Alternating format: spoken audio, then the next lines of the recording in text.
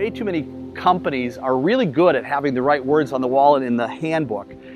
But if it's written on your heart, it's organic. And I think that people can't fully be inspired unless what you're trying to inspire them with is something that you really believe, that you have a core conviction. I think that the greatest enemy to inspirational leadership is pride and selfish people that really are, you're here to serve me. The hardest thing I think for people that have had some level of success is to get over yourself and to humble yourself.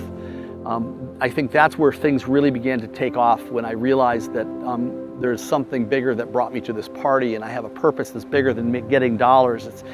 It's touching lives. It's about building a community, right? Not just a community, it's building a healthy community of people who really like one another.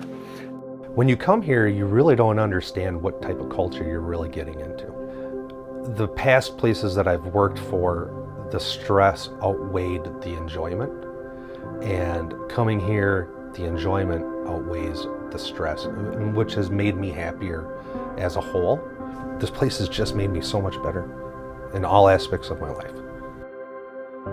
The commitment we have to each other in the good times, and the good commitment we have to each other in the times of trial. I remember it was the day before Thanksgiving that my dad was diagnosed with stage 4 pancreatic cancer. And it was Thanksgiving weekend that we were sitting at the hospital in Rochester at Mayo, and in walks Dave Twite, who went over an hour out of his way, just that one way, to come meet with us, and sat down with us in my dad's room. It's a holiday weekend, and he was willing to set that aside to come walk with me and my family through this really hard time. And when my dad passed away 18 days later, David was able to step up in front of a packed out church to give testimony about the redemptive work that God has done in my dad's life. He used David mightily in that. It's been great to be a part of that with other people in our company over the years. When I was diagnosed with cancer, just out of the blue, a kind of blood cancer, and so I did chemo and radiation, and I really appreciated working with a company that really cares for me. I mean, I tried to work every day or just about every day, but I have a nap chair in my office and I would just sleep all day at work. But it was just to be able to come to work and make it feel like I was trying to do something and have everybody care for me and pray for me. I never had to worry about the finances of having to deal with cancer and all that stress of it. And I'm just really thankful for that side of it. They just loved me enough to just help me get better. I really appreciated that part of just being able to come to work while I was going through treatment. But when I worked out there at McDonald's in Orange, I was a homeless vet at the time because I done been in and out of the penitentiary. You know, I done did a lot of drugs, you know, and when I met Dave, I was at my end.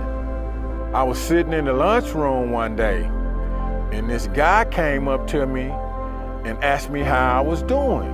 You know, I didn't know who he was from Adam. You know, and then he introduced himself, said his name was Dave Twite, you know, and, you know, this is his company, blah, blah, blah, blah, blah. Started talking to me about Jesus, you know, and one thing led to another. So I started going to church with Dave, you know. Just met this man, don't know him from Adam. My life started to change, you know, just by him being, you know, being inspirational to me. You know, my life started changing. And I don't know what it is that Dave Twite seen in me, but he seen something in me, and the things that he said to me, you know, it brought me out of all of that.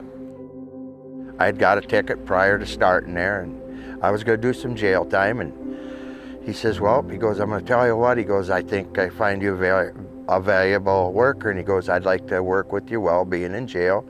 So he kept me on the whole time in jail. But he says, the first thing is, he says, I want you to do a little something for me. And I said, what's that?